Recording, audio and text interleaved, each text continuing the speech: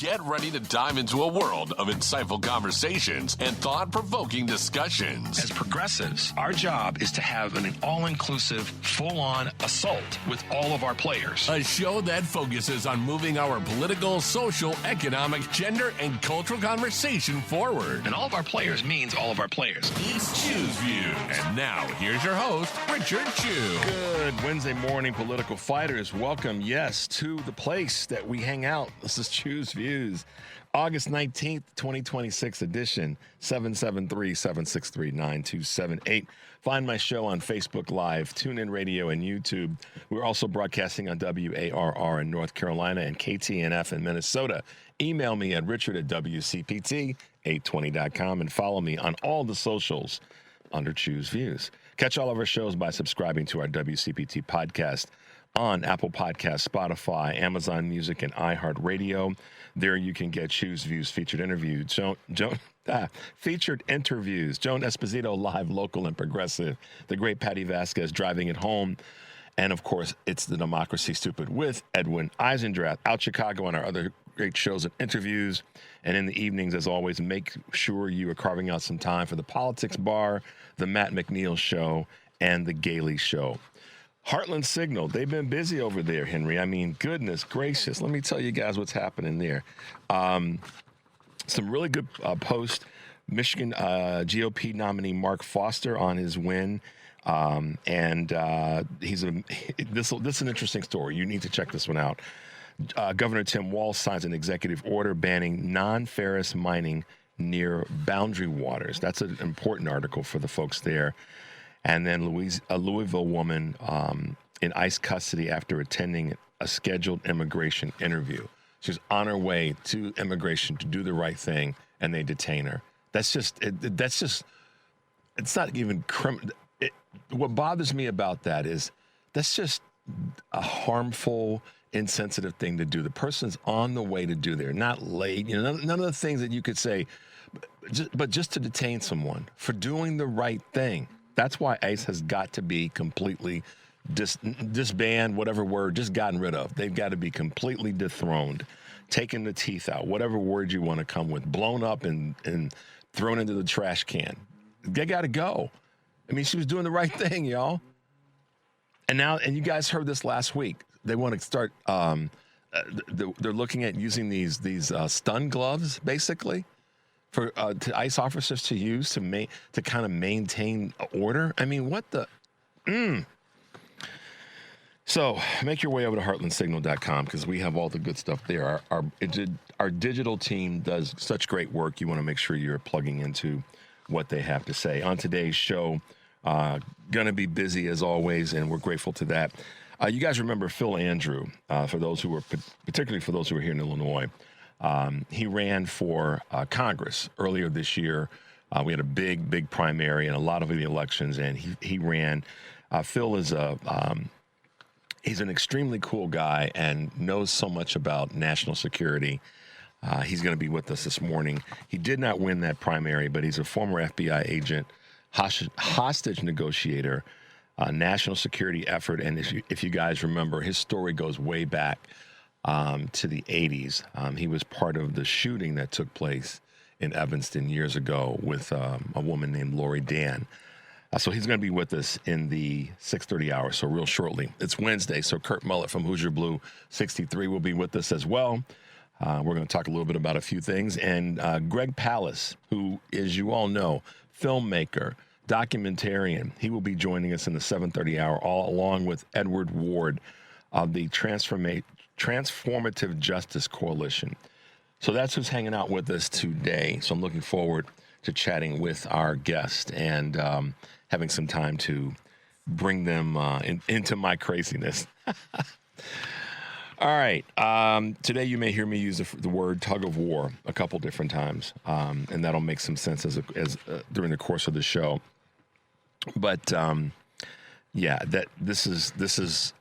we're in a tug of war. But when you think about tug of war from a literal standpoint, the visual of a tug of war, the team, your opposition may be physically bigger than you, but if you put more people on your side, you're going to still win. So that my reference point there is money. The Republicans may be, and their operatives and all of their dark money organizations may be throwing more money into the tug of war battle right now.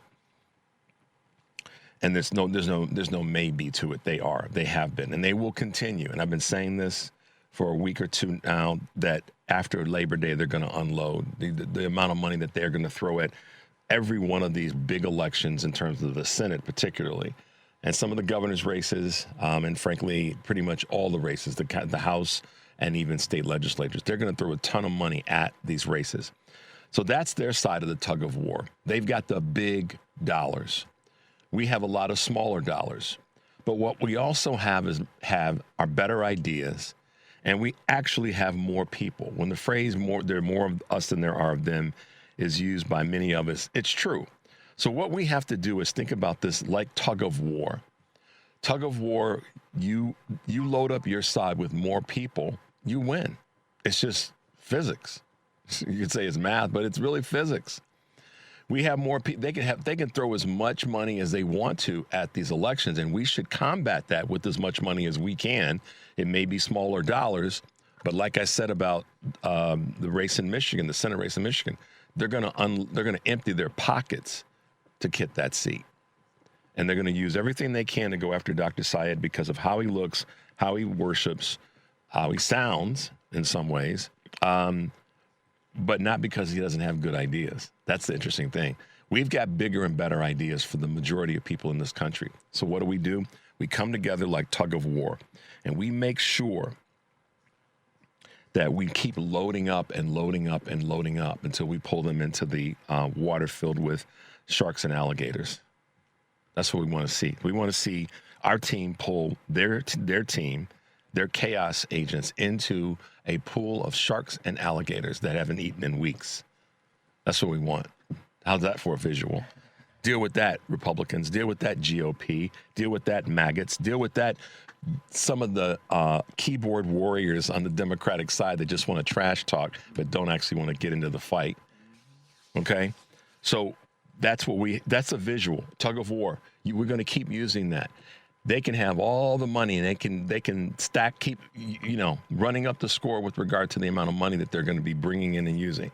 But if we have huge turnouts, and I'm going to talk about voting rights later with Greg, and I have got a couple comments about that on something to chew on. But if we load up, guys. We have more people on our side pulling in the same direction. And guess what? Here's the thing. We don't all have to have agreed on how we got there to the tug of war battle. Look at this visual. Think about it like this. Everybody knew that there's a battle. Right now it's the midterms. And when I was thinking about this yesterday, I thought about it literally like we're in this conversation right now with some of our favorite people, our bestest of friends and colleagues that are approaching this from a different angle. Some are viewed as far left. Some are Democratic Socialists. Some are mainstream Democrats. Some are moderate Democrats. Some are progressive liberal Democrats. But guess what? At the end of that is Democrats. And if we're all willing to recognize that we have to show up at the tug of war battle, no matter how we got there, you took your hoopty or you were flown in on a private jet, it doesn't matter. You showed up. And oh, by the way, in your hoopty, it was loaded up so much that the springs were about to break. Well, that's an old school reference to suspension. The suspension was about to go. How about that? Or you loaded up that private jet and you took everybody with you. But we all ended up at that tug of war together. No matter how we got there, no matter what we did in the same hoopty, we didn't agree on certain things, but we all got there.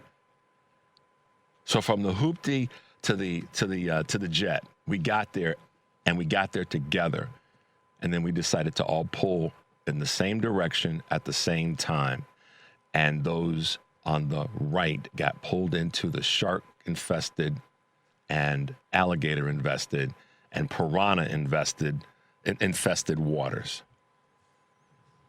That's what we want. That's how much it means right now, guys. It means that our team says, all right, I'm sitting next to you in the hoopty, and we keep hitting the bumps hard. I'm sitting next to you in the chartered jet, and the turbulence is a pain in the backside. But guess what? We got there together. We had a few, non-agreements on the way there. But when we got to the rope, we pulled all in the same direction. That's what we have to do right now. There are no exceptions to that at all, period.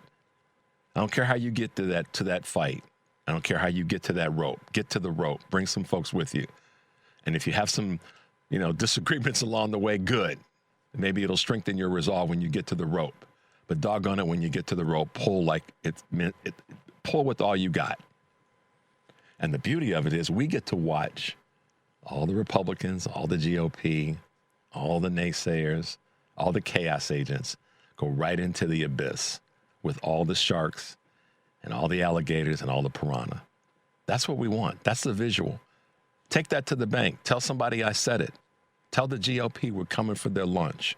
Let them know Richard Chew said it. Let them know. We want them to know we're coming for their lunch.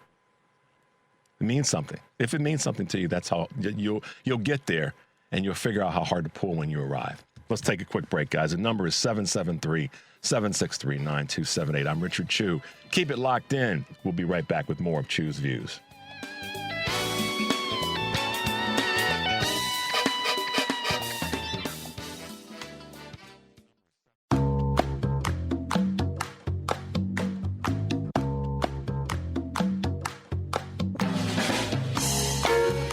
All right, guys, welcome back to the show. This is Chew's Views. If you're just tuning in, tug of war, y'all. It's gonna be the visual. It's gonna be the thing I talk about a lot over the next number of weeks until we get to the midterms and then even beyond.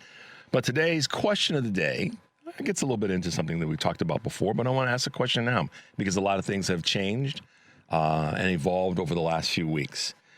Simple question. How are you guys dealing with a family member or coworker or colleague that is still in the Trump camp or still with MAGA? How are you dealing with that person? How are you dealing with those interactions? Let us know. I'm curious because it'll help us have, kind of a baseline of some information that, you may be doing something successful. I talked to a guy over the weekend whose parents are Trump voters 3 times. And, he's a progressive liberal Democrat. And he said, he's like, this is how I've been able to deal with it. And what he said was his way. I don't know if he was looking for any suggestions, Henry, but I gave him some, thoughts about why his parents are where they are based on people that I've talked to that are in a similar boat. But I want to know what you guys are doing. How are you dealing with a family member, coworker, colleague that is still in the Trump camp or still in MAGA? Let us know what your thoughts are. We want to hear what you have to say in that space. But right now, as usual, a couple of quick Chew's Views news items on this August 19th, 2026. Google is acquiring Spirit Airlines data at an auction. They will soon take ownership of a cache of data from Spirit Airlines after successfully bidding $10 million for the assets at a bankruptcy auction. The company says it will use the data, which includes 30 million lines of code, 100 million emails, and 500 million Microsoft Teams chats related to the defunct airline's operations, revenue, pricing, and marketing to improve its AI models and products. Google notes that all of the data will be rigorously scrubbed of any personally identifiable information by a third party before receipt. My concern is who that third party is, Henry. Who is the third party that's going to be looking at it when Google paid for it in an auction? I got an issue with that. So my point of all this is everybody pay very, very close attention. If you were someone that flew on Spirit Airlines at any point, just pay attention. Be aware of this. It didn't make big news. You guys pay attention to this. You heard it here first. And just be aware. So there you go. Add to cart. Costco gets into the Medicare business. Costco, America's favorite source of reliably priced hot dogs and pizza slices, is also now looking at healthcare. The big box chain is teaming up with a nonprofit insurer, Scan Group, to offer Costco-branded Medicare plans. And they're set to announce, they announced that it was yesterday. Initially, the Medicare Advantage and supplement products will be offered in 3 markets that are home to around 5 million Medicare enrollees. Though neither company specified which markets or when the plans will be rolled out, the pilot offers Costco a way into a business worth $600 billion nationally. ABC sues the FCC, claiming retaliatory campaign by the agency. Disney-owned ABC says they're suing because the FCC is trying to restrict the network's freedom of speech by challenging its broadcast licenses. The complaint filed yesterday accuses the FCC of carrying out a, quote, retaliatory campaign against ABC for a single reason. It disapproves of what ABC broadcasts. FCC Chair Brendan Carr opened an investigation into Disney's DEI practices last year, and this past April, his agency launched an earlier license renewal view after the kerfuffle, that's my word, with late-night host Jimmy Kimmel. AI gender gap is leaving women behind. The artificial intelligence world has radically altered the workforce, but a new LinkedIn research indicates the transformation hasn't been equitable across gender lines. Despite the proliferation of AI-driven roles, which approximately doubled over the last 3 years, only 26% of those jobs in the United States went to women in 2025. That number is even smaller for C-suite positions. Access for women is unequal at multiple stages of the AI talent pipeline. And last but not least, that cold call. Check this out for those who are Ted Lasso fans and just sort of good things happening. A cold call that connected the NFL's Kansas City Chiefs with Ted Lasso. When Apple TV's Ted Lasso arrived to film in Missouri last summer, Kansas City Chiefs brand head Lauren Dinowitz got an idea. She blindly messaged her Apple counterpart on LinkedIn, suggesting a collaboration. The result is a video mashup previewing the show and the NFL team's upcoming season with the tagline of "New season, new reason to believe." Dinowitz sees a lesson in the value of LinkedIn. "Shoot your shot," she wrote. "Every once in a while, the right idea reaches the right person at the right time." And as the Isley brothers said, sometimes you got to shoot your shot. So there you go. A couple of Choose Views news items on this August 19th, 2026. For those listening for WCPT, today on Live, Local, and Progressive, Joan Esposito will be taking your calls and talking to Aaron Kleinman, Heartland Signal's senior political analyst and author of the Radio Free America newsletter, which we talked about yesterday. He'll talk about yesterday's primary elections that took place in Florida. And as you know, we had a sensational win there, and as well as Alaska. Spencer Critchley, author of Patriots of Two Nations and host of the Dastardly Cleverness in the Service of Good podcast. Live, Local, and Progressive weekdays 2 to 5 here on WCPT AM 820, heartlandsignal.com, and tune in. And for my listeners tonight on Driving It Home, Patty Vasquez will be joined by guest co-host Ken Mejia Beal. Patty and Ken always do such great work. Their guests include Dr. Christian Laierle, OBGYN 2024 candidate for Wisconsin's 8th Congressional District, and plaintiff in a lawsuit challenging Wisconsin's pre-Civil War abortion law. Dylan Blaha, state director for Let's Address Illinois, organizer, veteran, and former congressional candidate in Illinois. Driving It Home with Patty Vasquez, weekdays 5 to 7 here on WCPT, Heartland Signal, TuneIn, YouTube, and Facebook. And tomorrow on Choose Views, Minnesota Democratic Farm Labor Party Chair Richard Karlbaum will be with us, and Kim, senior editor at the Washington Monthly, and Adam Klasfeld, founder of and editor-in-chief of All Rise News. Adam and I are going to have some fun, as we will with all of our guests. Make sure you catch all of our podcasts, and we'll give you another reminder later in the show about Patty's and Joan's broadcast. So there you go, guys. So just a quick bit of sharing with you on today's segment of Something to Chew On. I talked about a little bit about voting earlier, and what I packaged that as the tug of war. And ultimately, winning that tug of war means we get to take back the House and hopefully the Senate and maintain some governor's offices and change some state legislatures. And one of the things that's happening right now, because of our effort, because of the noise that we're making, and because our court systems have been holding, is that the Department of Justice has suffered 23 Let me repeat this. They've suffered 23 losses in federal court. The department has filed 31 federal lawsuits across 31 states and Washington, D.C., attempting to compel state officials to turn over complete unredacted state voter registration databases. But guess what? They've been defeated 23 of those times. 23 consecutive district court rulings where they've lost. That's amazing. And the most recent loss took place in Minnesota.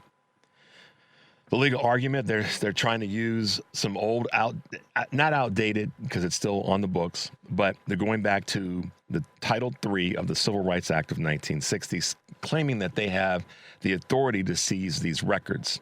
But federal judges nationwide have consistently rejected this theory, ruling that the statute does not grant the Attorney General power to compel states to surrender sensitive data like social security numbers, dates of birth, and driver's licenses. So now what are they going to do? Like these little whiny you-know-whats do, is they're going to take their appeals to the Supreme Court, the U.S. Supreme Court. Because once again, it's not about what's right for the U.S. or the people who vote in this country. It's only about kissing Donald's boots. It's only about making sure that our tug of war, our fight to get to that rope, gets misdirected by the Supreme Court.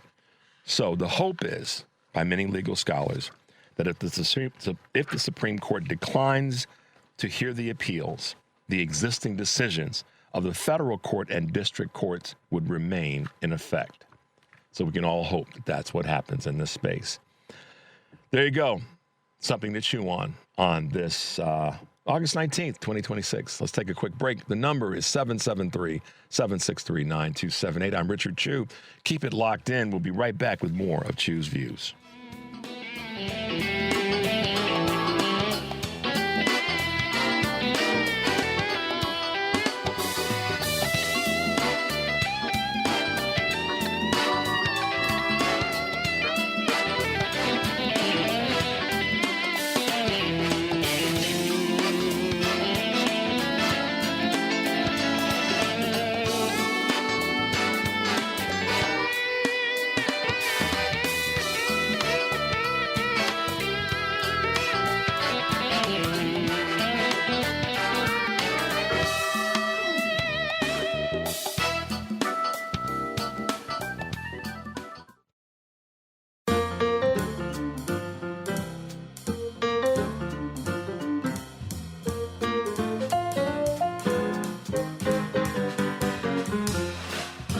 Our first guest this morning, and we'll talk about this in a couple different ways, but welcome back to Chew's Views. I'm Richard Chew. If you're just tuning in, our first guest this morning is he is a person that recognizes that just because you don't get the first win or that you don't win right now, you still stay in the fight.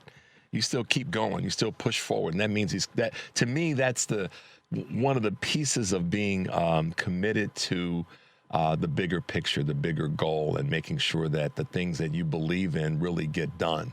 Is that, we ain't winning everything, but when we don't win, the question is, what do we learn and how do we go forward? Phil Andrew is a former FBI agent, hostage negotiator, national security expert, and founded one great influencing group called PAX, P-A-X.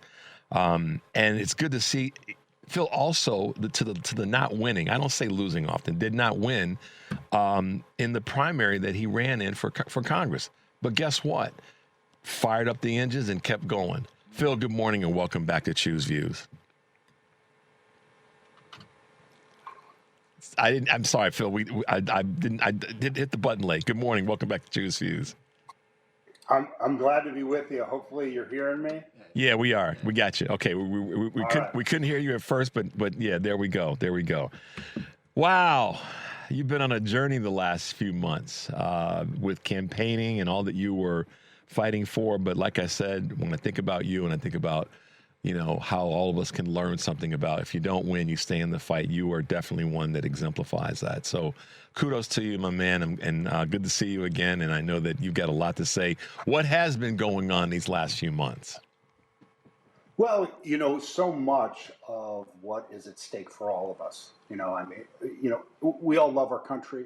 We are recognizing that there's so much at risk for us, that the threat environment globally is so dynamic, and that the forces of evil are at work. And, those of us that have dedicated our lives to public service and to be part of that national security infrastructure, we recognize that the importance of having competent professionals that are willing to do that work day in and day out, find the facts, give the advice, and execute on the best information that you have to do the best you can.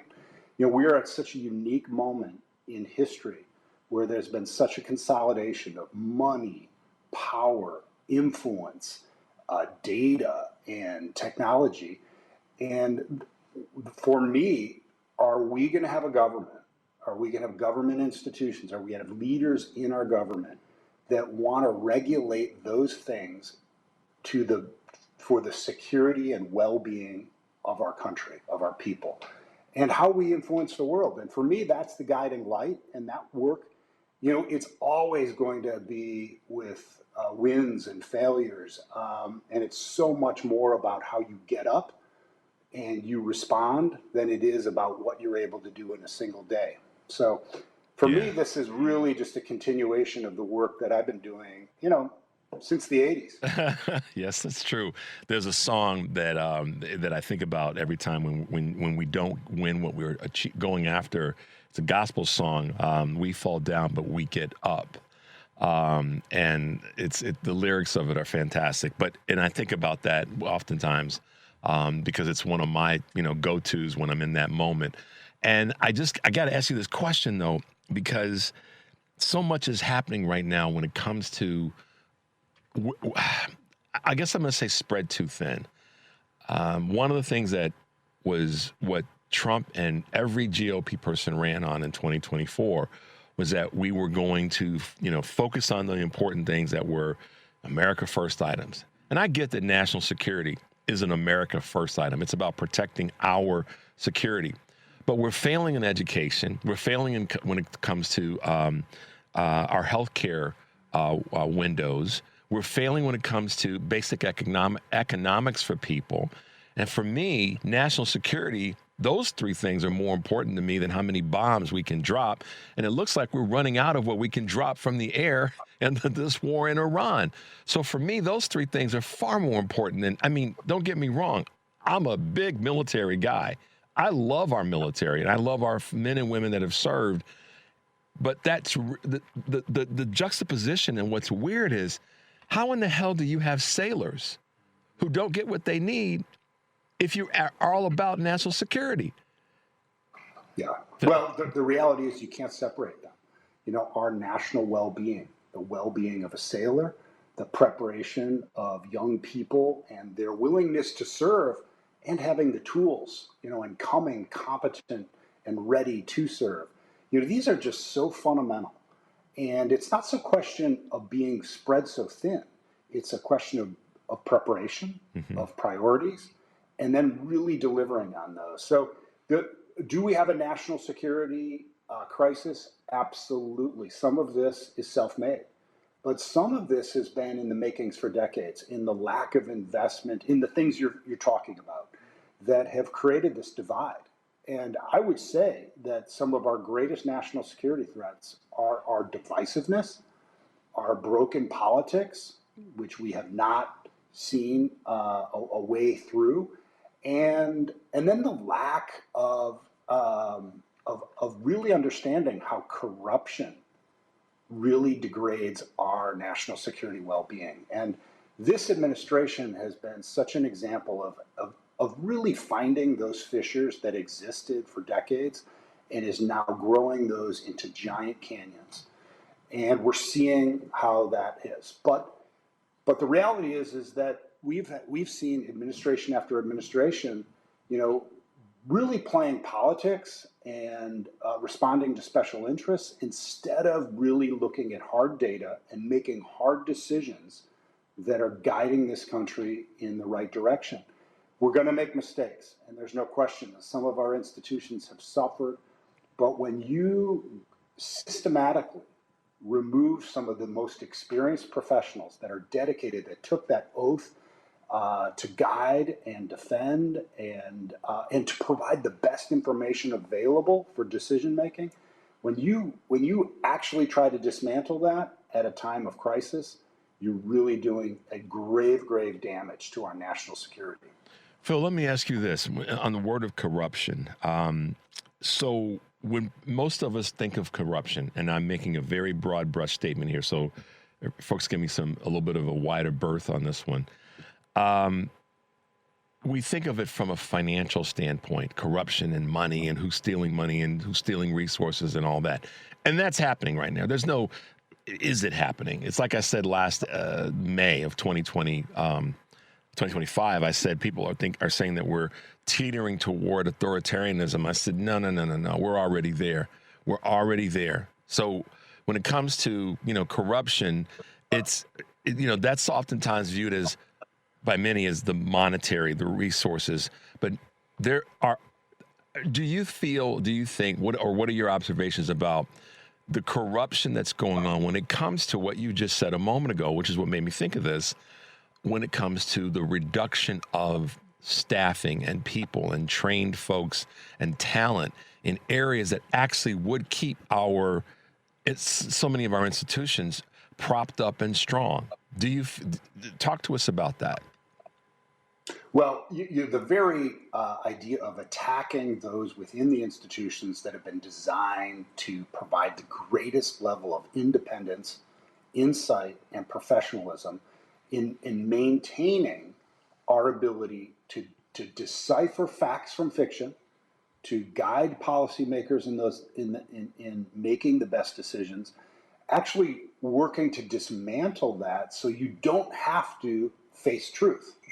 And the reality is that politics and political and policy decisions we should have lots of argument about, right? But intelligence and fact gathering, we shouldn't.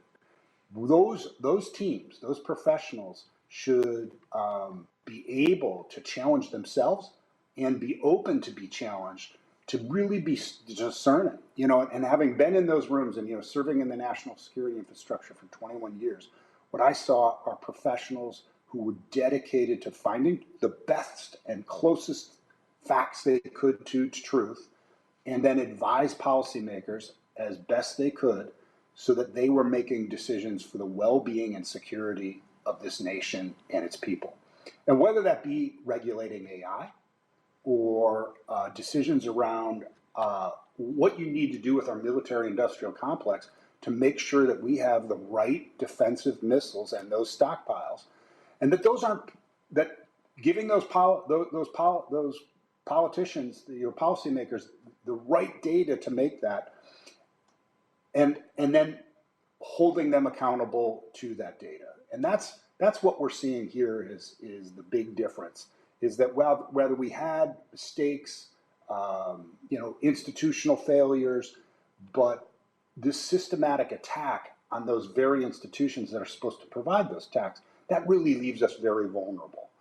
And our enemies recognize that. They see how we're chasing our tails, and they're advantaging that, whether that be the Russians, the Chinese, the Iranians, or other,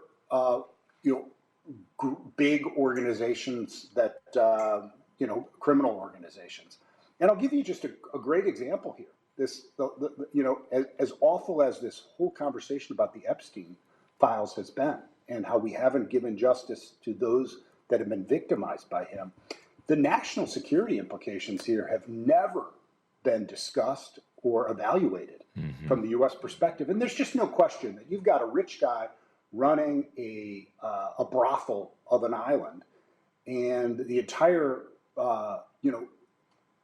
wealthy community of the globe is advantaging it or somehow involved in it, that the Russian, the Chinese, the American, the Israeli intelligence organizations weren't advantaging that in some way, and we haven't done anything to evaluate that.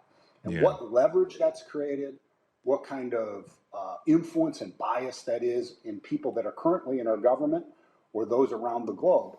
And that's just one example. Well, here's the thing about that. I mean, and nobody get upset and get their undies in a bundle about this. My statement before we go to break, Phil. Yes, we want to make sure that the young women, the girls, maybe the boys that were physically harmed, emotionally harmed, have restitution. We want to make sure that they, as survivors, know that we've got their back. Absolutely. That the people that caused. At the same time, and this is what you're right, nobody's talking about this. I always say this, Phil, or I try to say it as much as I can. Let's talk about what ain't nobody talking about. And nobody's talking about the people who were the players and what information they shared or may have shared, or we may think they may have shared, that has affected us when it comes to intelligence. And for me, it's kind of like, it's not that Donald Trump took documents from the White House when he left. It's what did he do with them when he took them? How many documents were copied and were sent off to whomever? That to me, yeah, he took the documents. Others have taken things. But what did Trump, I mean, you got a bathroom full of documents. So, yeah, I'm with you on that. No, not enough the bathroom people. Full of documents. The very unusual meetings with Putin. Yeah. The sheer amount of money being made by people in this administration, and then the degrading of the FBI, the distracting of it in its responsibilities for investigating corruption and following these money. The reality is there's always going to be cops and robbers. Yeah. And we need healthy institutions to hold people accountable. And the reality is that Democrats, have fallen victim to this too. We continue to accept, corruption in our midst.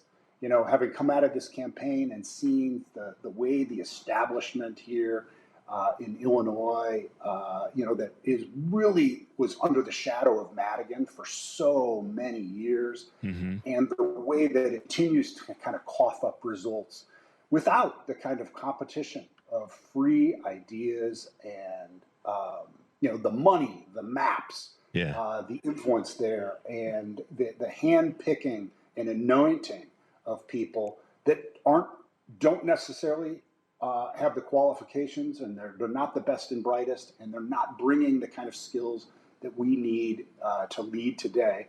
And then the lack of vision for it.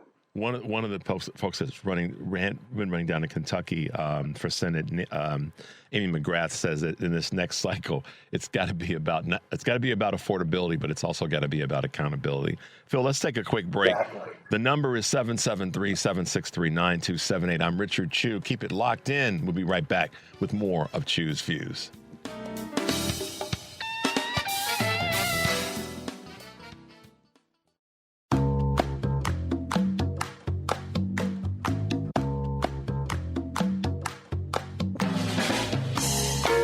All right, guys, welcome back to Chew's Views. Thanks for being with us this morning. I am talking with Phil Andrew, former FBI agent, consultant, hostage negotiator. Phil, talk to us a little bit about this. I mean, we saw this crazy situation with Donald Trump and now the story that's becoming, almost a laugh, and that's this catering container situation.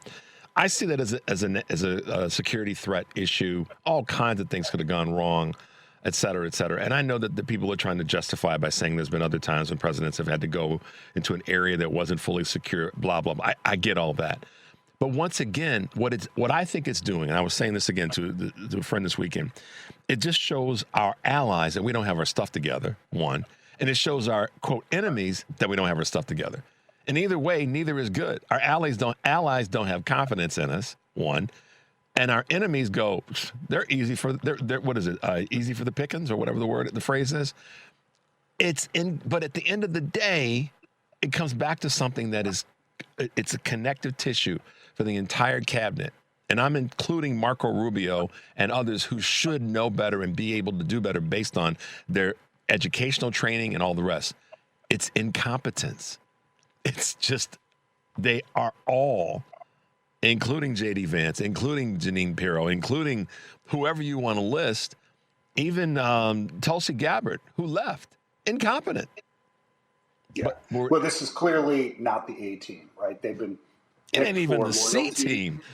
and ideology, and that's more important than competency, and more important than having just a very, very clear strategy. And when at least it's my view on this administration that it is about itself and what rewards it can get. And we've seen a lot at different points in politics, and we see that among a lot of politicians. But the reality is that we are at such a critical point that we need a clear plan, and we need people who can execute on that plan. And that's what's missing, is that there isn't a recognition that you have to be connected to your history. You have to understand your people, these institutions, how they run, and they run on integrity. And they run on that trust that is built between people, that I am part of something that is more important than myself, and I'm contributing to a thing that's important. And that is clearly not the culture that has been created here. And I'm an optimist. I know that the people that work in our institutions, and I know that they are dedicated to this, and that there's a lot they can sustain. Yeah. Whether they're on the Abraham Lincoln, or they are doing tactical operations anywhere in the world, or they are in a QB, in DC, looking at intelligence. They are doing their job. But we have to give them the tools, the resource, the culture, the structure, and most importantly, really the leadership that is required to bring us to a place where we're actually addressing these threats in systematic and effective ways. Phil, what are your thoughts about, I'm going to ask you a couple more questions before we wrap up today. And again, thank you for hanging out with us this morning. What are your thoughts or your feelings about the implications of this disconnected, uninformed, feckless, incompetent administration? And how do you see that's beyond the obvious, like the Iran war and gas prices or the tariffs? But what do you see as some of the other economic impacts here? Well, you look, I have never seen our national security and our national leadership strategies as separate from our educational strategy, our economic strategy. And when people just do not have faith in those that serve and the institutions that are there to preserve independent judgment, to regulate effectively big things like the economy, like holding people accountable for corruption, like AI, and these huge national and global threats. If we don't have faith in those people and those institutions, we really are starting from a huge deficit in terms of our ability. So we have to restore that, and I think that's something that Democrats and anybody that's thinking about public service or position of leadership right now, I think that really need to embrace that. I think you have to lead with integrity. Mm-hmm. I think you have to recognize that these threats are so grave that if we're not bringing our own personal accountability to that we're going to hold ourselves to a higher standard, and those around us, that we're not going to invite people back into trusting institutions and those that serve in them. This is such an anomaly in terms of what we've come to expect in terms of people's attitudes around service. But I think there's an opportunity if we respond to it in kind, with the sort of equal and opposite of, yes, we are more ethical, that we are going to hold ourselves accountable and prove to people that you can be trusted. That seems to be the biggest gap, and without a plan, without a clear vision, and just sort of attacking and sort of bringing clear leadership to the moment, I think that's where we're going to be. And I know I'm looking for that. I'm looking for that in any sort of presidential contender. Are they demonstrating the kind of attributes of a leader who's going to build trust as opposed to just attack. Right, right. Tell us a little bit about the PAX group, PAX group. Let us know a little bit more about that and what you guys are working on, or what are some of your top, topics right now.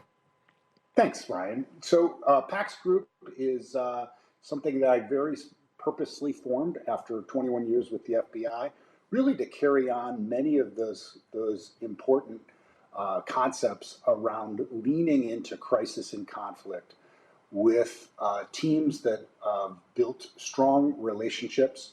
And so we serve organizations and leaders throughout the world in helping them navigate some of the most difficult circumstances. I ran hostage negotiation teams, really meeting people and organizations when they were really experiencing their worst moments. And what we find is that having strong teams that have diverse skills and experiences, and then that kind of connectivity, the trust to kind of lean into those moments, not only do they respond more effectively to crisis, but they usually show great resilience on the back end. And that there's some fundamentals there that you can bring to, as you can see, we're having a little bit of, we had some lightning strikes. We're having some flashing here. Yeah. But the purpose of PAX Group is really to be there to meet leaders and organizations and help them navigate difficult circumstances and difficult conversations. So that matches this moment in our kind of national and global crisis environment well. And we've got 22 professionals around the country that come out of the military, law enforcement, intelligence, the CIA, and workplace culture, mental health, and well-being, and bring all of those skills to help organizations be prepared for these moments that we're experiencing. Yeah, I definitely can appreciate that. Phil, thanks for being with us again. Good to see you. Glad you're healthy and well. And you too. Keep up with the great leadership. We will definitely be talking to you again soon, and maybe as we get closer to the midterms. But thanks, Phil Andrew, for hanging out with us again this morning. We'll talk to you soon. All right. Bye-bye now. Bye-bye now. Guys, we got a little bit of time before we go to this next break, but good on Phil in terms of the work that they're doing, because as he said at the outset, without proper intelligence and people in spaces where intelligence is needed, competency is needed, we go down these paths where there's no end to them, and this war is a good example of it. So follow him at the PAX Group. He's on LinkedIn. Their website, as well as you can find Phil Andrew on all of the socials. I guess it's probably that time. Good time to take a break. The number is 773-763-9278. I'm Richard Chu. Keep it locked in. We'll be right back with more of Chu's Views.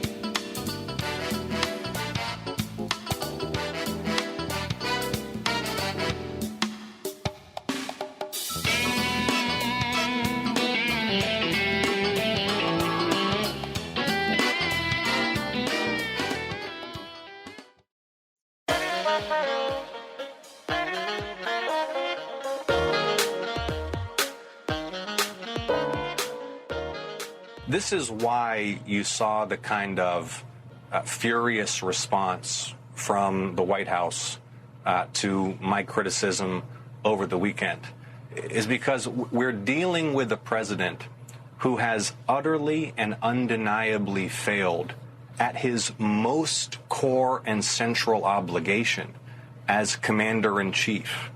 They lied us into war. And by the way, no one cares about their hurt feelings in the West Wing. They lied us into a war that they don't know how to end, and they don't know how to win.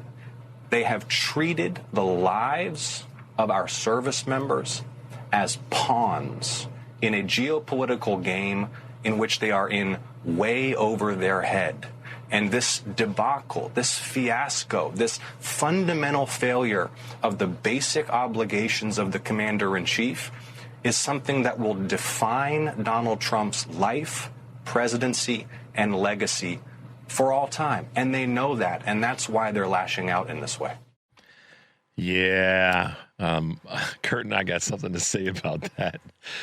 Welcome to the show, Wednesdays. Me and Kurt hanging out. Good to see you, man. How you doing? Kurt Mullet. Who's Good morning, 63? Richard. Yeah, man. That beard. I'm doing good. How are you? I got to tell you, that beard is just fulling in. Yeah. Wow. It's coming, ain't it? Man, you might be playing Santa Claus this season. Yeah, I'm I've been accused of that before, so I'm going for that. Oh, brothers, who art thou? Oh my gosh. Yeah, man. Yeah. So, John Ossoff, that was a clip from John Ossoff, and I heard it, and I thought about you in a couple of ways.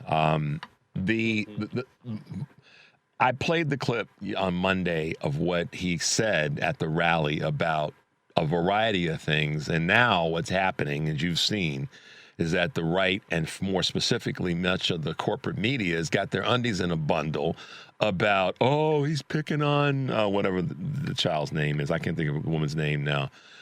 He's calling, first of all, this just goes to show stupidity. Did people watch and listen to what he said? He didn't pick on her. He used her first name, and he told the truth. He said they're off doing this, and people over here trying to figure out how to pay their rent. And if they're going to get $20 worth of gas, or they're going to get 15 because they got to get to work the next couple of days. Meanwhile, these yahoos are running around, and she's, playing diaper duty and all the rest. He called it out. So my assessment of part of this, Kurt, is that the right and corporate media, this is exactly why, going to something that you said so many times about Democrats fighting and maybe playing dirty a little bit, or whatever you want to call it, but fighting irrespective of what's going on, and then not backing down, because Senator Ossoff did not back down. He further explained. This is what gets the right worried, because they know that when we point out the truth in this way and then don't back down from it, they got a problem dealing with that. What are your thoughts? Well, yeah, I mean, when you point out the facts about a situation, it's hard to discredit them, and you can do whatever you want to. You can attempt to say whatever you want to, and you can deflect all you want to. But facts are facts when it comes down to certain things that are happening. And you can't spin that. I have. Yeah, you can't. It was a 3-pointer, or it wasn't. Okay. Yeah. It wasn't election. Whatever. His foot wasn't on the line. Yeah, it either was or it wasn't. But to that point, isn't it amazing how we have all of this technology in our world today? Instant replay, and they look it over, and they still get the call wrong sometimes. So we got to keep that in mind too. Good point, man. Good point. But yeah,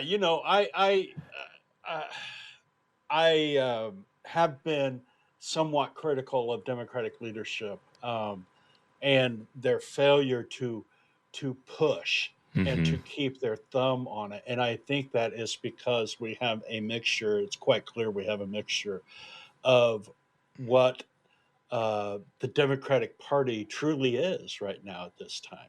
What do we actually stand for? What do we actually?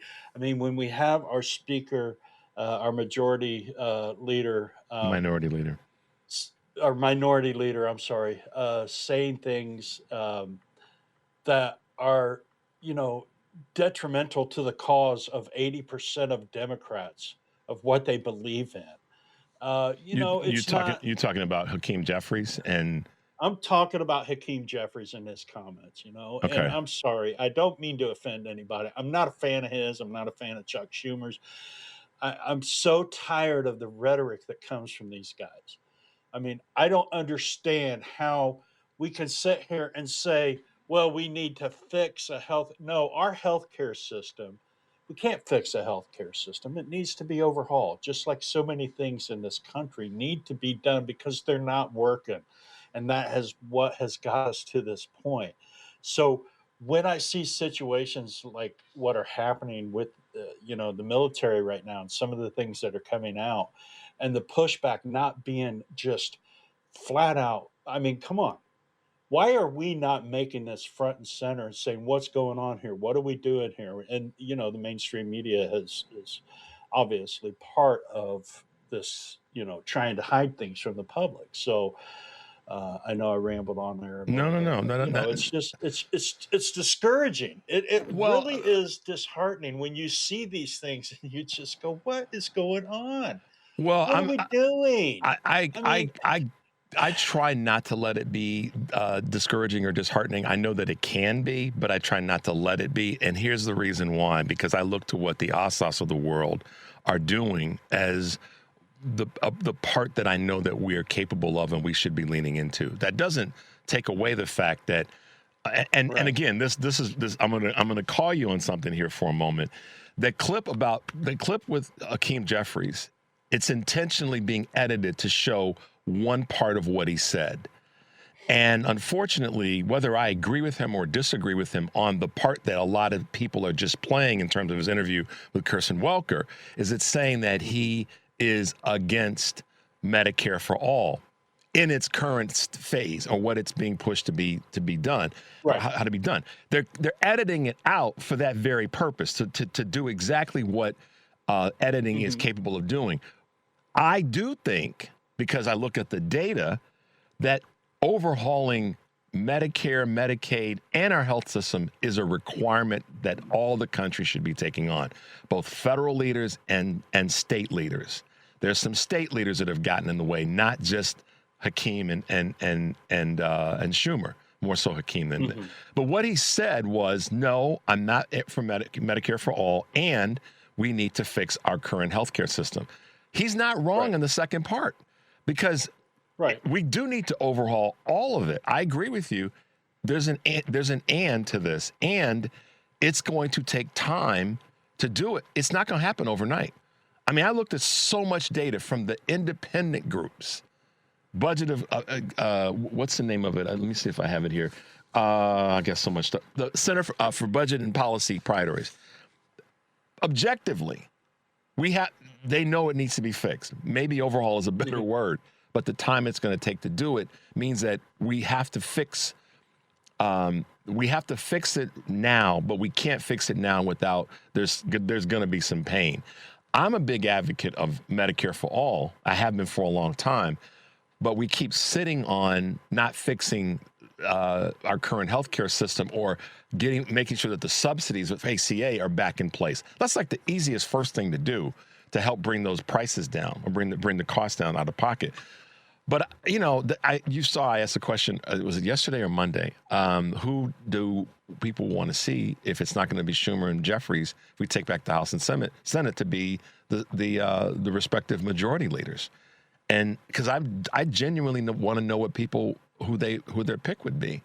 But I'm with you. I mean, I understand. I mean, the frustration that has been put on a lot of people by Jeffries, or the way in which he's handled certain things, is real. I'm not denying that. Yeah.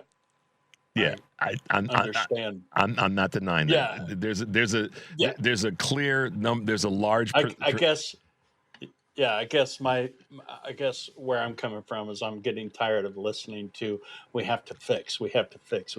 No, we can't fix. We can't. I don't see how this system can be fixed until it is completely overhauled and we have a different mindset on what healthcare is in this country. I mean, the data shows us, okay, worldwide, where we are when it comes to healthcare. We are horrendous compared to all other civilized nations. When the leading cause of personal bankruptcies is Medicare or medical costs. Yeah. medical bills, that right there should tell you that we have a system that is failing everyone. Do you know one of the And please easiest? keep in mind, But you know, one of the quickest fixes would be is to eliminate any of the co-sharing. For example, eliminate all copays, eliminate deductibles, and take away any I'll use the word litmus test, but any pre-qualification for any treatment. If we eliminated those three things right there, if we eliminate those three things immediately, that would immediately impact people's pocketbook because it's a cost item that's not anticipated. A copay, a deductible, and the cost of being denied. So if we eliminate those three, that's a fix. I mean, those are right on the path to fix, and they are immediate pocketbook items for Americans. Exactly, but all three of those things have increased, so to speak. There's no doubt under this administration. The copay, all of these things, and then take away the subsidies. The subsidies. Yes. So we're trying to fix a system, or we want to fix a system where it's actually going the opposite direction. And yeah. So I don't know how. I really don't know how this is going to, how a fix is going to take place, or how long it's going to take. And hey, if that's the path that we have that's to the take, fear. That's where you're so right. How long will it take to fix it? I agree with you there. How long will it take to fix it? But I look at what's people are hurting now. What's the low hanging fruit though? I mean, in all honesty, whatever, irrespective of what Hakeem said. I mean, I'm not gonna. If we took that off the table and then put in what is it that we can fix right now and does it require a change of who we are electing? That get this and bring the health insurance companies in front of Congress. See, this is how I look at it, step by step. If we win back the midterms with a combination of who's at the rope in our tug of war, one of the first things that we should do is bring in the healthcare industry, the insurance companies, let's be more specific, and doctors about pricing. If we can bring them in front of Congress into hearings, but they've got to stand and deliver and talk about why things are priced the way that they are and why things are so expensive and why we need a copay and why we need a deductible and why there's deniability, then that makes them have to talk about it in a public forum. To me, Kurt, that's part of the fix. Meanwhile, we start to change our tax structure with corporations so that they can help in the funding Medicare for all. Because if we just put it on the backs, if we don't do that, then we put it on the backs of Americans in the first stages of it. And I think that that's been a big part of the pushback from Democrats is that where will the revenue come from? Personally, let's cut the defense budget in half. Just slash it right in half. And then redirect that money over to funding Medicare over time. But we've got to do some other things in the meantime to make sure that people are still covered. Let's take a quick break. I know you want to respond to that, but I want to get to a quick break because we're going to run out of time. The number is 773-763-9278. I'm Richard Chew. You're listening to Chew's Views. We'll be right back.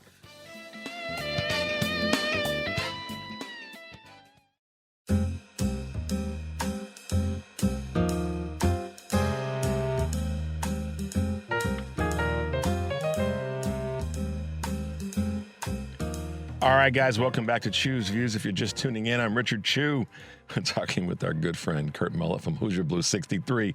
Kurt, before we left, I was talking about some of the things that could be fixes that are immediate and then how we get to a point where we can make that gradual shift, if it's got to be gradual, or maybe it's a radical shift to Medicare for all. Talk to us about your thoughts about some of the immediate fixes that we could embark upon. Well, yeah, what the things that you mentioned are definitely, I mean, making sure there's a proper tax system for all of us, tax rate system for all of us in this country that's fair, okay, that doesn't lean one way or another, where people pay their fair share amount of taxes, where we reduce the budget of our military for sure. That's got to happen. Has to be done. I mean, this is just ridiculous what's going on right now with the military and the fools we're making of ourselves. These clowns don't understand what they're doing is they're exposing our weaknesses. Thank you. To the world. They're sitting here going, look at this is what we can't do. We can't. So if you want to beat us, this is here's the ticket. Yeah. I mean, that's what these buffoons are doing. This is what is happening on the world stage. They can't win this war. No. This war has no positive ending for the United States. It never should have happened, okay? And here we are just pouring trillions of dollars into this. For what end? What end will this be? But all of these things that you and I have spoke over that you mentioned, the taxes and the military budgets and all of these things have to be revamped and redone. They have to be rethought. We have to change our focus. And people are upset right now in this country. I talk to a lot of different individuals. And please keep this in mind. We are just at the cusp of this. At the It's beginning not, of it. yes, it's We're in just the now first starting. we're in the first We're at mile the, of a marathon. yeah. I mean, what is it going to be like? It's Don't you just like the think to gasoline. that point though, Kurt, that I think that's from a messaging standpoint, whether it be Medicare for all, whether it be the military bloated budget, whether it be education, whether it be any of the things that you cover in your podcast that we talk about that we both are aware of. I think one of the most important opportunities or big opportunities for Democrats right now across the board, no matter where they fall inside of the tent, is to acknowledge that stuff is so messed up. Yes, we're a great country. Yes, we've done great things and we're going to do great things again. But I think it's important that Democrats embrace this. And you may have been going down this path, so I didn't mean to throw you off. We No, have you're to good. acknowledge how messed up things are and that who has primarily been there to mess them up, and that we as Democrats, progressives, have the opportunity and the responsibility to tell the country our stuff is messed up. And we're going to fix it, but we're going to have to be patient because we didn't get here overnight. And in acknowledging that, I don't think it oversets or unrealistically sets the expectation, because we know how our political cycles run. If we don't get it done in the first 60, 100 days, then everybody's upset again. So I think, and I've heard you talk about this in terms of just acknowledge that there's a problem. Yeah. Well, we have 30% of the country that will never acknowledge that there's a problem. Forget them. So that's what I we got have other to words for them, eliminate but and understand that there's 2/3. Yeah, that there's 2/3 of us that we can work with here, but we can still get things done with having 2/3 of. that's my tug of people war. That's my tug of war listening. analogy. Yes, and it's a great analogy. Yes, 2/3 over 1/3, unless the weights not equal, which that's- Inevitably, But the anyway. 2/3 outweighs the 1/3. It's inevitable. Yeah. It's physics and math. But anyhow, sorry, man. Exactly. Yeah. Acknowledge it. You said this so many times. Be honest. Yeah, just understand what is happening and just look at what's, and there may not be things that affect you right now, okay, but guarantee you they will. Give it time. It's going to affect you. It's going to affect you a lot more than whether a man is married to a man or a woman's married to a woman.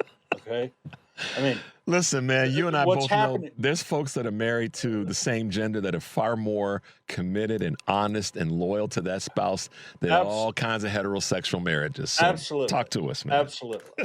Yeah, absolutely. I mean, I've said this many times. The number one problem in this country is white men. So, and I'm a white dude saying that. It's flat out white supremacy, white Christian nationalism, the whole thing right now.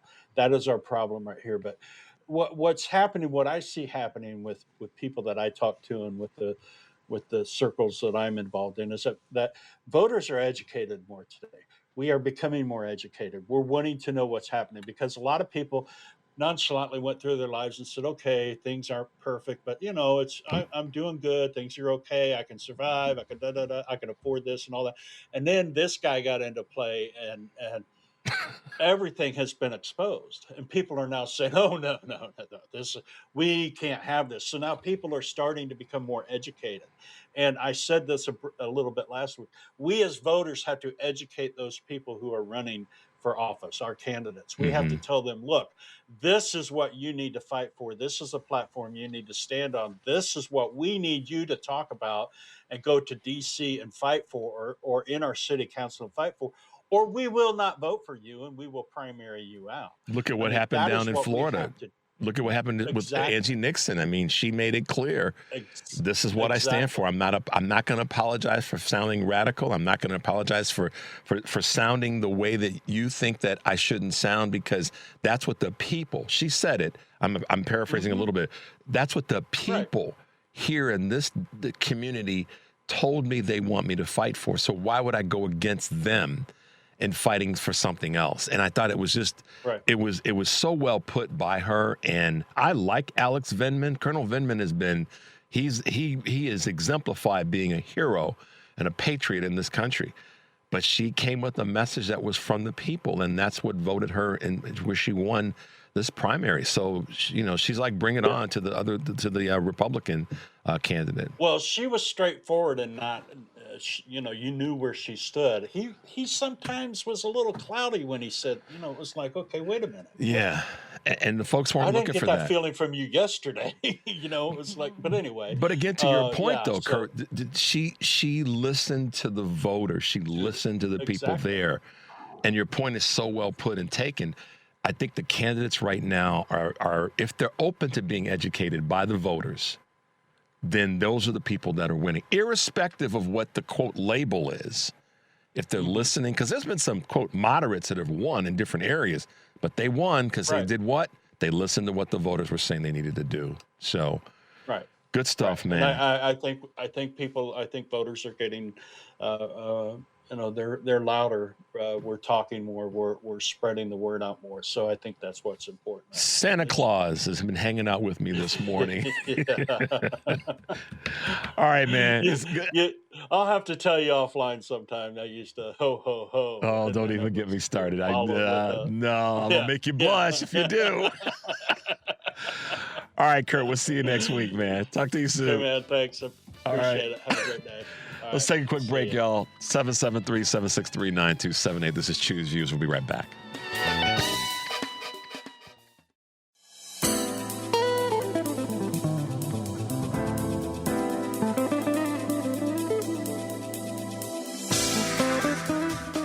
All right, guys, welcome back to the show. I'm Richard Chu, and thanks for tuning in to Choose Views. We're going to have some fun these next few minutes.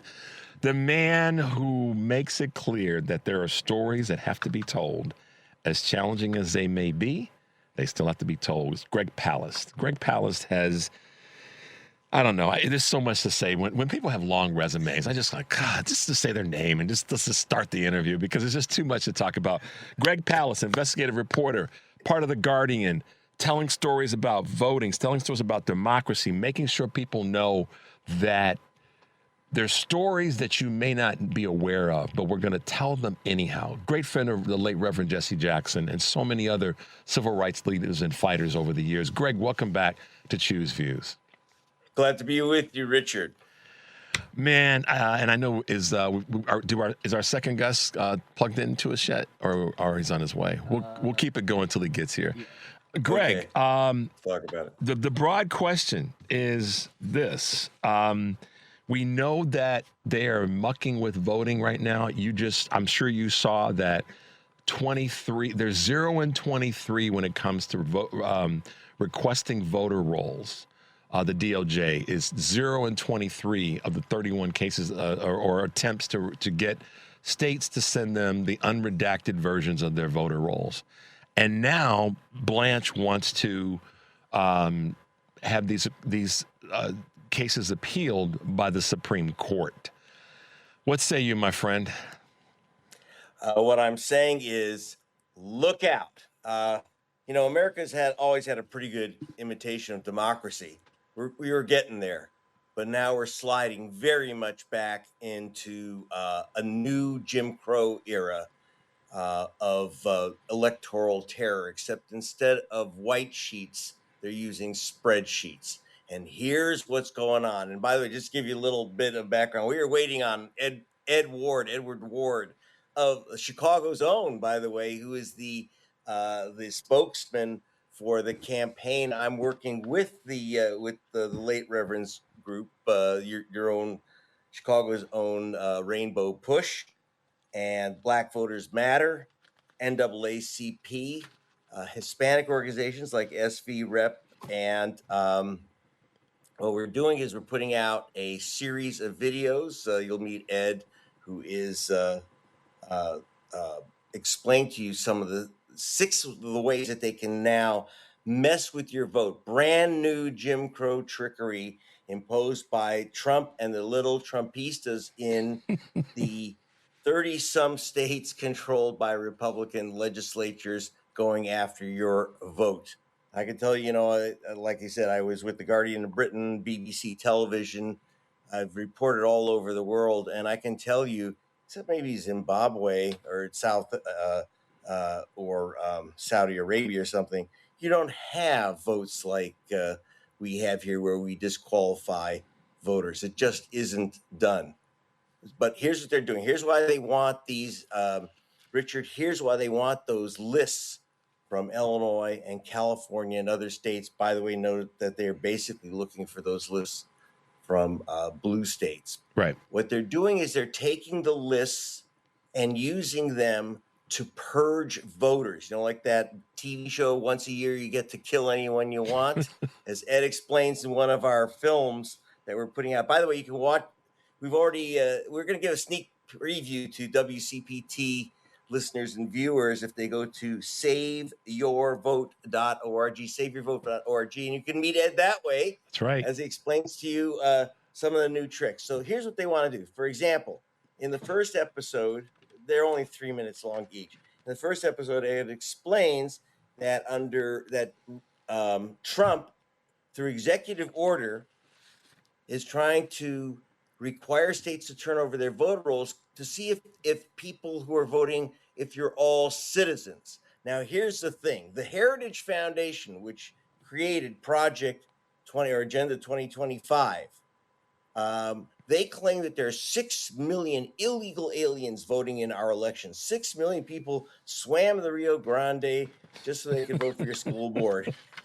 And every time an alien crosses our border, whether they come from a spaceship, those aliens that come down with the votes in their hands and all this stuff, what they're saying that somehow the first thing you want to do is give the authorities your name and address and show up to vote. I don't think many people who are here without papers are announcing themselves in electoral neon. So we can laugh about it, but in fact, when this was done before, where they try to look for non-citizens, remove them to voter rolls, what they do is they take names from the lists of people, Department of Homeland Security, people who've been deported. You got a lot of people named Jose Garcia. Then they find a Jose Garcia, believe it or not, living in Texas, and a Jose Garcia living in Florida. And the assumption of the Trump administration, and this is what's ugly, is that they say, well, Jose Garcia, who we deported, must have swam back from Salvador, and he voted Jose Garcia in Texas. Then he swam over to Florida and voted again Jose Garcia. Now, you may say, well, Garcia is a common name, not for Republican. And a lot of people, so you get all these names, Garcia, Wang, all, you have a lot of Vietnamese names like Ho, etc. And what happens is they know who they're pulling out. Mm-hmm. Here's a statistic. By the way, I learned statistics at the University of Chicago and then taught it at Indiana University. Local boy, I'm calling you from Hollywood because I'm exiled to Hollywood because I make movies, and what can you? That's right. right. You have to go to Hollywood. But anyway, so in the series, which you call Jim Crow Reloaded, you'll see that they're taking these names in Florida. We've been talking about Florida politics. The wonderful state of Florida forced Obama to turn over the deportation list for Florida. The state then removed 176,000 voters, Richard. Yeah. 176,000 on the grounds that they were potential illegal aliens. Now, how do you become a potential illegal? I don't know. Is there a form, potential illegal alien? Anyway, whatever. They removed 176,000 people. In the end, they only found and prosecuted one alien voter, an Austrian, by the way, who voted Republican. No, not Arnold. So it was one guy, a Republican. but they removed 176,000 people. Now they say, oh, well, big deal. You could get your vote back. All you have to do is take a day off work, go to federal court, prove you are who you are. So thousands of people, including this guy named Martinez, who you can meet in the film. I forgot his first name, but he, Martinez. A lot of Martinez that were deported. He's just, Well, here's Florida American, and he lost his vote. Here's the other part of this as it relates to the SAVE Act. When people on the right or proponents of what's happening say things like, well, you can get your voting right back, and go through the steps that you just said, which cost money, which is then, indirectly a poll tax.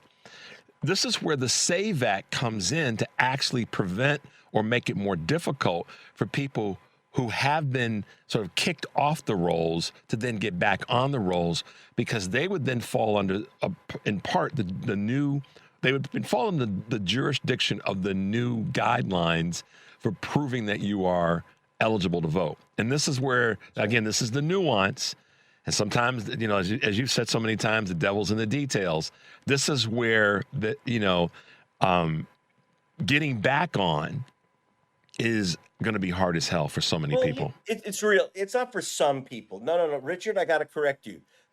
It depends on your tint. They know what they're doing. Okay, here's the statistics I learned at Chicago, at your dear university down there, which is that 85 of the 100 most common last names in America, according to the Census Bureau, are minority names. So that's why you have names again like Rodriguez and Jackson and Chung and Nguyen. These names, they are voters of color, which means that their color is blue as a general rule. So voters of a certain blue color find it very difficult to. Only they have to go through this obstacle course. And if you saw my film, The Best Democracy Money Could Buy, there's a funny but very unfunny scene. I use an Army video film where you have these black guys, it's black soldiers, who are like crawling under barbed wire, and the guy next to them saying, "We can make it, we can make it, we can make it." And then they're going over these obstacles, these big fences. It's an obstacle course if you're a black voter in places like Georgia. Yeah. It's an obstacle course if you're a Hispanic voter in Florida. Yeah. They know what they're doing. And they are really lately going after Asian American voters, because Asian Americans vote like they've turned black. They're voting like 70% Democratic. So it's like suddenly the model minority, which used to vote Republican, by the way, in the majority, now they've gone like way over to the Democratic Party. So they've become a target. So use the last name game. That's why they want these lists. So citizenship, they go for so-called double voters. Yeah. That's one of my favorites. And we're not talking a few hundred or a few thousand. Like I said, Florida was 176,000. Imagine in 50 states. We're talking millions of people subject to removal, subject to purge, and they do get purged. That's why you want to go to saveyourvote.org, saveyourvote.org, and Ed will not only tell you what the trickery, but you will also find out how you can overcome these problems. And baby, you better bring your ID and learn how to do it. Wisconsin, I'm very, very, very worried about right now. If you're listening in across the border there, please go to saveyourvote.org, because there was a massive purge. 135,000 people were purged from the voter rolls of Wisconsin, who were supposed to be removed from their voting addresses. They didn't. And legit. And they didn't know. Let's take a quick break. When we come back, we're going to bring Ed Ward on. The number is 773-763-9278. I'm Richard Chew. Keep it locked into Chew's Views. We'll be right back.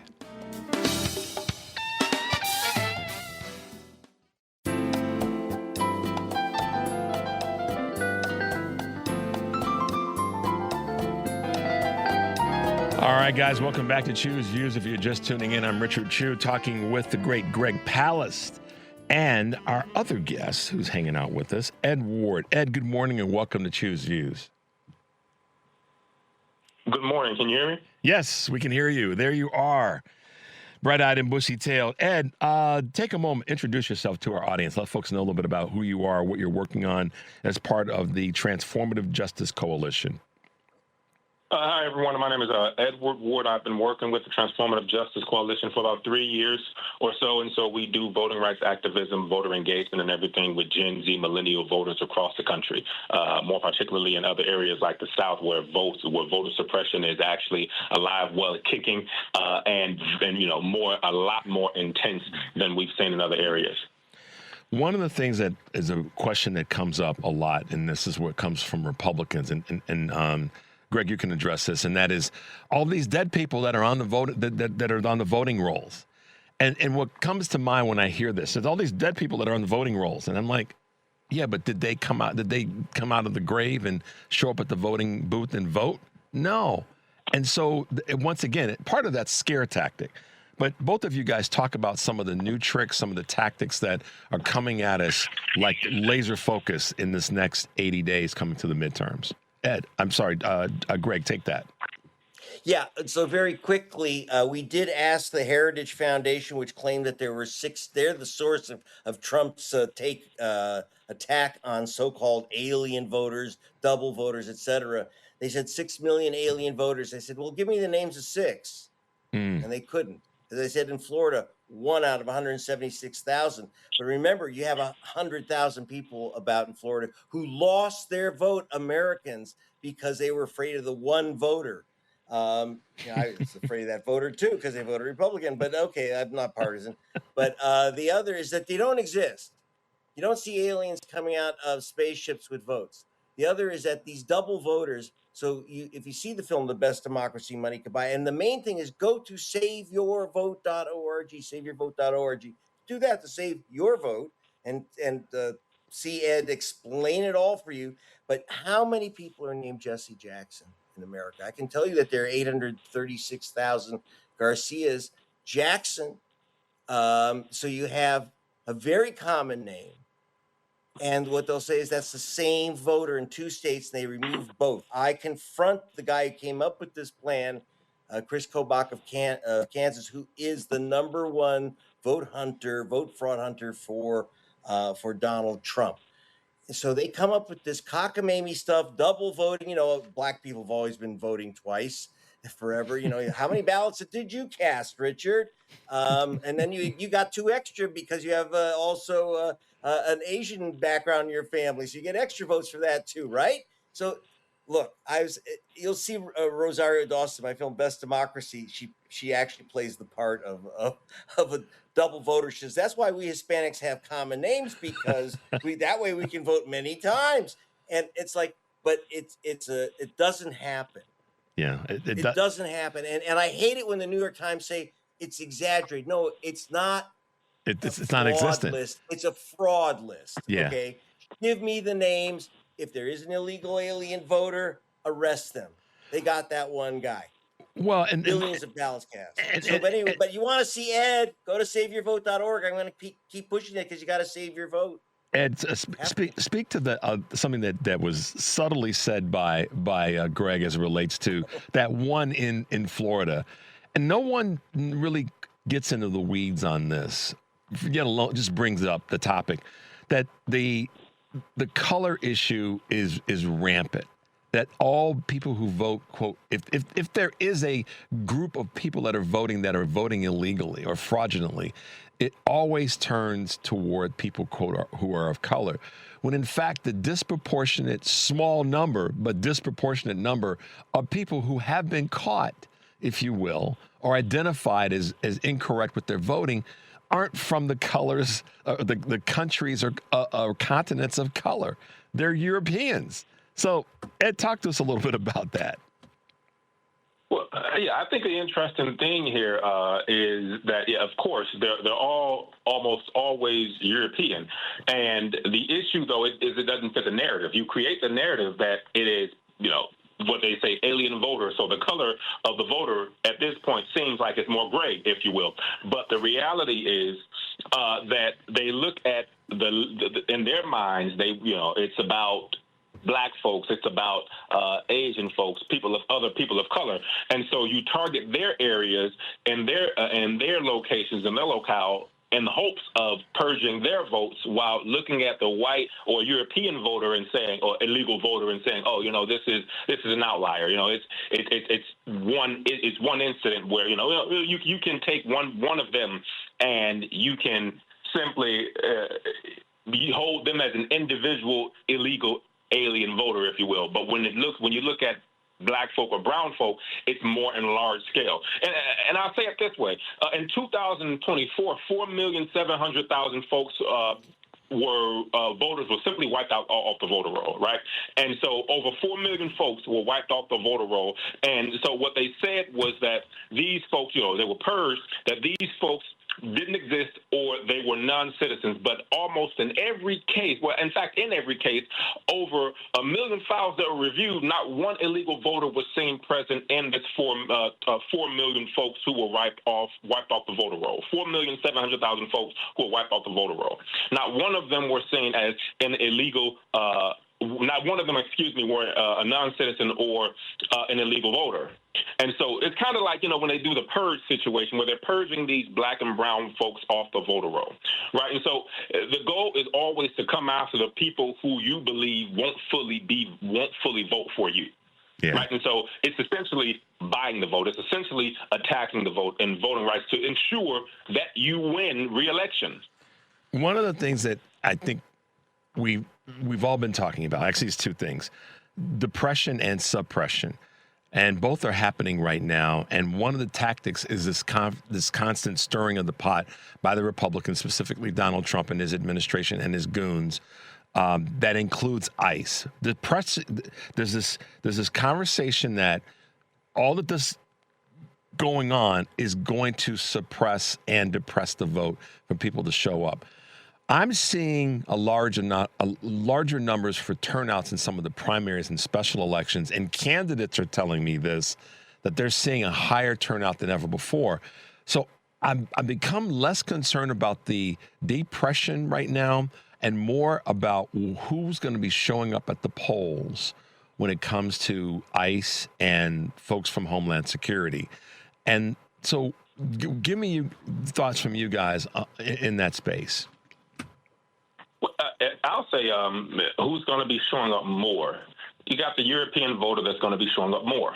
Why? Because they believe most likely believe that they are doing their country a service to show up to the polls to vote against the illegal alien voters or what have you, to stand up for their country, if you will. But you're going to have less Latino voters. You're going to have less Hispanic voters because they are typically the targets of ICE. And so showing up to the polls puts them and their families at risk. So, yeah, you may get more numbers that show up, but those numbers will not include our Latino brothers and sisters. Greg, what are your thoughts there? Well, in fact, one of the episodes you'll see with Edward Ward at SaveYourVote.org, one of the episodes is on violence, and because that's what this is about, intimidation. So, for example, in Arizona, a swing state, this is vital. We were there with our cameras, and you'll get some of this too, where you have guys dressed up as like RoboCops. You think that they're official. I mean, they've got all this military gear. And it's a open carry state, so people have automatic weapons, and they stand next to the voting drop boxes where you drop your ballots in Hispanic neighborhoods, and they stand there with their guns next to the ballot box, and some of them will also even say, are you a citizen? If you're not, you're going to get arrested. And here's the thing: it's not only citizens get ballots. We don't actually hand ballots to people when they cross the border. It's a joke, but it's not a joke. So what you have guys, families showing up, with the mom and dad about to cast their ballots. There's 4 kids in the back, and suddenly they got to pull up with guys with guns. Well, they just drive on. Mm-hmm. We have in Arizona, there's one organization we're working with. We're working with Southwest Voter Education Project. Just heard from Lydia Camarillo today, trying to protect the Hispanic vote. They've got 50 teams to respond to violence and intimidation, where they're de-escalation experts. They don't have guns. They go out and they literally confront the guys with the guns and get them away from the ballot boxes and the voting stations. And this is what's happening in the United States. Armed guys at the voting station, And the government is not preventing it. They're encouraging it. And then you have, and it gets mixed with the ICE guys now coming in. They want 1,000 guys coming in from the so-called Justice Department. It used to be a Justice Department. Understand, the federal government does not have 1,000 lawyers in Washington, the entire U.S. Justice Department.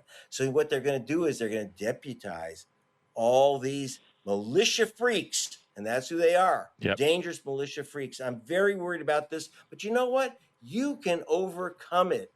You don't have to like Ed, in one of the films, Ed, you were saying, I remember that, Martin Luther King and 4 people died on the bridge, the march from Selma to Montgomery. You don't have to die. You don't have to give your blood, but you do have to take action. It's not as simple as, I'll show up on election day and hope I can vote. Don't do that. Nope. Check your registration first. Learn how you can protect your vote.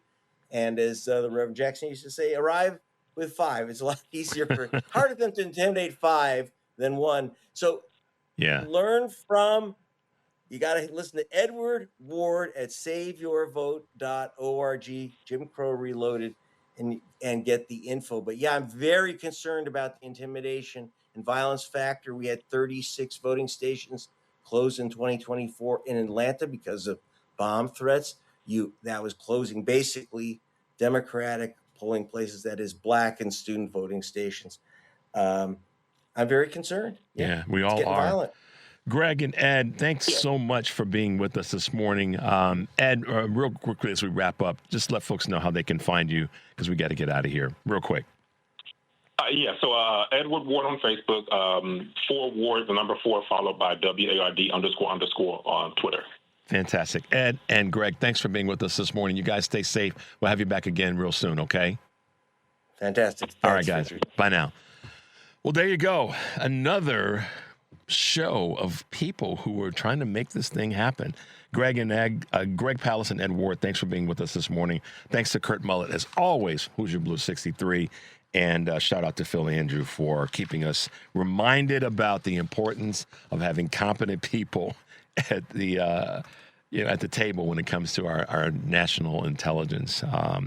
So thanks for each of those for being with us. Make sure that you are sticking around today for Joan Esposito, Live Local Progressive, Patty Vasquez, Driving It Home, and our evening shows, as always. And last but not least, stay tuned for the Stephanie Miller Show. Take a deep breath, guys, and make your life count, because we will see you tomorrow.